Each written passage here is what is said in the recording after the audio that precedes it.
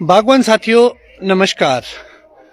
मैं डिम्पल पांचटा एक बार फिर से आप लोगों के बीच एक काफ़ी लंबे समय के बाद जुड़ा हूं।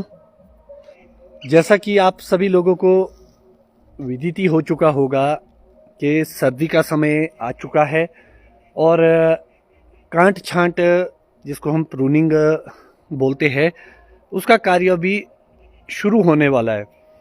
कुछ एक जगह पर कुछ फार्मर ने इसको शुरू भी कर दिया है। तो बहुत सारे ऐसे क्वेश्चन थे जिसका जवाब में आप लोगों को देना चाहता था। बहुत सारे फार्मर के क्वेश्चन बहुत ज़्यादा थे। तो जैसा कि आप सभी लोगों को पता होगा कि दो एक दिन पहले मेरे एक कैंप करा था कुल्लू के इलाके में। तो लोगों का उत्साह देखते हुए काफ़ी अच्छा लगा और इस साल भी हम अलग अलग क्षेत्र में जाके 15-20 कैंप करने की सोच रहे हैं, जिसमें एग्रीकल्चर का जो टूर बनेगा गवर्नमेंट टूर, उसके तहत किन्नौर क्षेत्र में कैंप किए जाएंगे, चौपाल क्षेत्र में किए जाएंगे, रामपुर के क्षेत्र में किए जाएंगे, ठेऊ के क्षेत्र में किए जाएंगे और कोशिश ये रहेगी कि भी हर जगह पर एक एक दो दो कैंप किए जाए। तो बहुत सारे ऐसे क्वेश्चन थे फार्मर के जिसका समाधान चाहते थे कि प्रूनिंग का उपयुक्त समय कौन सा सही रहता है। एक काफ़ी डिस्कशन हुई है काफ़ी लंबे समय से लेकर।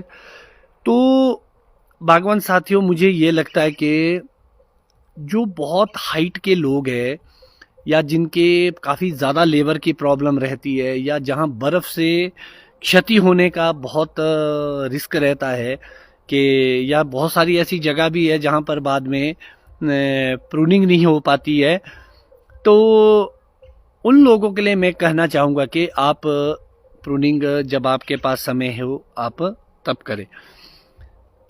मगर कुछ ऐसी चीज़ों का ध्यान आपको रखना पड़ेगा कि अगर आपने जल्दी प्रूनिंग करी तो उसके बाद हम क्या ऐसी चीज़ें करें जिससे सबसे ज़्यादा जो रोग फैलता है वो कैंकर का रहता है, तो उसको कैसे हम रोक सकते हैं। तो जो भी किसान साथी अर्ली प्रूनिंग करते हैं, तो जैसे ही आपकी प्रूनिंग समाप्त होती है उसके बाद आपको कॉपर और चूना, जिसको आप चूना नीला थोता का घोल भी बोलते हैं या अपना बनाएंगे तो ज़्यादा अच्छा रहेगा, और उसके साथ साथ एंटीबायोटिक बायोमाइसिन जिसको आप कासुकामाइसिन भी बोलते हैं उसकी स्प्रे करें। और जो आपके फिंगर साइज के बराबर के घाव होंगे या इससे ऊपर के होंगे उस सब में पेस्टिंग का इंतजाम आप कर ले, उससे आपके कैंकर भी नहीं फैलेगा। और एक बड़ी दुविधा का की बात बनी रहती है सब लोगों के लिए कि अर्ली प्रूनिंग के नुकसान क्या है। तो जो सबसे ज़्यादा नुकसान है अर्ली प्रूनिंग का, उसका जो सबसे बड़ा नुकसान रहेगा कि जो कट आप आज कोई भी टहनी आप काटेंगे तो जो उसकी रिकवरी होगी, जो उसको भरेगे उस घाव को, वो कार्य आगे जाके अप्रैल में होना है। वैसे तो मार्च के लास्ट में और अप्रैल में होना, वैसे तो अप्रैल में शुरू होगा। तो अभी आप देखिए कि नवंबर खत्म होने वाला है, दिसंबर मंथ से लेकर अप्रैल तक, दिसंबर जनवरी फरवरी मार्च अप्रैल, लगभग 5 महीने है। तो जो वो 5 महीने का समय है उसमें वो आपका जो घाव है वो खाली रहेगा, मतलब ओपन रहेगा। तो धूप, बारिश, बर्फ, कई जगह पाला पड़ता है, उसकी वजह से आपके जो वुड है वो सड़ना शुरू हो जाता है और वो एक कैंकर का रूप ले लेता है।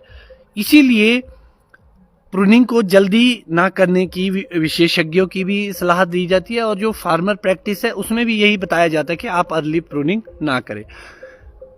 मगर मजबूरी, जो मैंने आपको पहले भी बताया, बहुत सारे फार्मर की मजबूरी होती है, तो आप लोग प्रूनिंग कर सकते हैं जब आपके पास समय हो, मगर कुछ चीज़ों का आप लोग विशेष ध्यान रखें, क्योंकि प्रूनिंग का के लिए बहुत ज़रूरी है कि भाई आपको ज्ञान होना चाहिए। और दूसरी बड़ी बात आएगी, जो अभी सर्दी का समय, अभी मैं देख रहा हूँ अपने ऑर्चर्ड में, मेरे ऑर्चर्ड में भी काफ़ी लीव्स भी बचे हुए हैं, तो हम ये देखेंगे कि जब तक सारे लीफ का फॉल नहीं हो जाता, सारे पत्ते नहीं झड़ जाते, तब तक हम अपने बगीचों से उसको कलेक्ट नहीं करेंगे।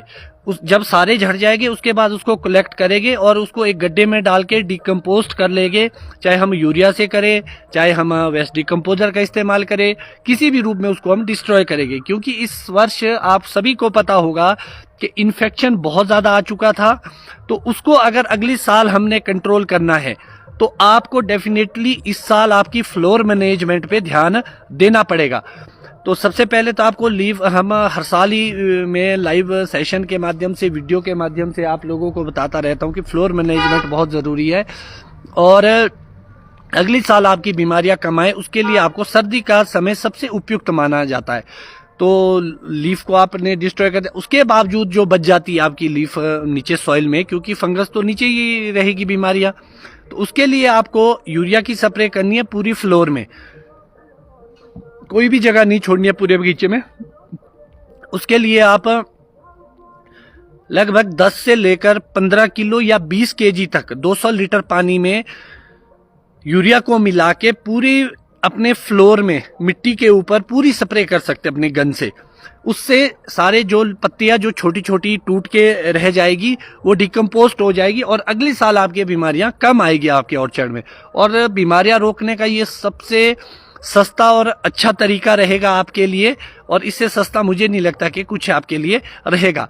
दूसरी बात जो मैं आपको बताना चाहता था, तो सिंगल लीटर सिस्टम पे हमारा प्रूनिंग के लिए जाना एक क्वालिटी की वजह से, दूसरा एक अच्छी लाइट पेनिट्रेशन की वजह से। तो जो अगर आप इस कॉन्सेप्ट से नहीं चलेंगे तो कहीं ना कहीं आपको अपनी क्वालिटी से और प्रोडक्शन से कॉम्प्रोमाइज करना पड़ेगा। तो बहुत सारी दुविधाएं फार्मर के मन में रहती है इस समय को लेकर, सर्दी के समय को लेकर, क्योंकि अब आगे जाके फार्मर वैरायटियां भी सिलेक्ट करेगा, नई प्लांटेशन भी लगाएगा, और एक बड़ा कन्फ्यूजन रहता है फार्मर को कि खाद क्या डाले। तो मैं आप लोगों की जानकारी के लिए मैं बताना चाहूंगा कि अगर आजकल आप लोग कुछ डालना चाहते हैं, सबसे पहले तो ये देखिए कि आपका मॉइस्चर है। अगर मॉइस्चर नहीं है तो बारिश आने दे, उसके बाद आप गोबर को अपनी सॉइल में डाल सकते हैं। सनी एरियाज में थोड़ा है ड्रॉटी कंडीशन, मगर अगर आप मेरी यहाँ की लैंड को देखेंगे तो आपको पूरा ग्रीनरी दिखेगी पूरे ऑर्चर्ड में। तो इसका मतलब है कि हमारे यहाँ पर मॉइस्चर काफ़ी अच्छा है, हमारे लिए तो बहुत अच्छा समय है कि भी हम गोबर की खाद डाल दें। आप केंचुआ डालिए, आप अपना जो घर में तैयार किया हुआ गोबर होता है उसको डालिए, मगर आप ज़रूर डालें।